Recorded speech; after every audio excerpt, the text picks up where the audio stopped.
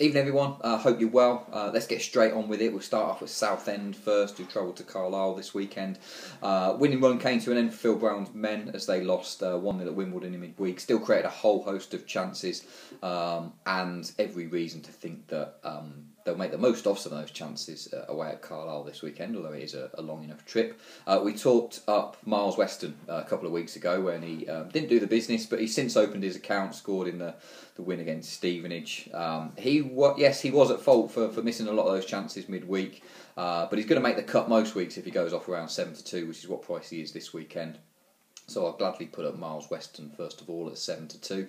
Next one's going to be short enough. We're going to go to Preston, who shaken off the cobwebs, I suppose we could say, after that opening day draw against Notts County, was it? I think, yeah. A whisker away from 3 wins on the bounce. They conceded late on against Doncaster midweek. That was off the back of some positive news about Joe Garner, who signed a 2-year contract extension, so kind of put at ease some of the fears about him moving, which is good if you're on Preston anti-post, which is what I am. A good start for Garner, 3-3, plus his record against this weekend's opponents, Oldham, is pretty impressive as well. He scored 4 in his last 4, and that includes his time with Carlisle as well.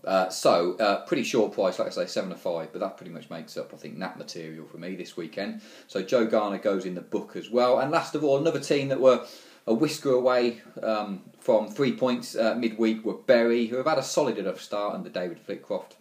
Another team that fancy to go well this season. The angle here, then, I think, is that everyone was talking about Ryan Lowe and Daniel Nardiello, and rightly so. You know, a formidable frontline partnership. But Danny Rose has come in, scored 2 in 2 since he's made his move from Barnsley permanent. So he came on for Lowe and scored in the 2-0 win against Hartlepool, and he kept Nardiello out the side in the draw at Luton midweek as well. So mainly kind of a bit part player, kind of most appearances from the bench for Barnsley.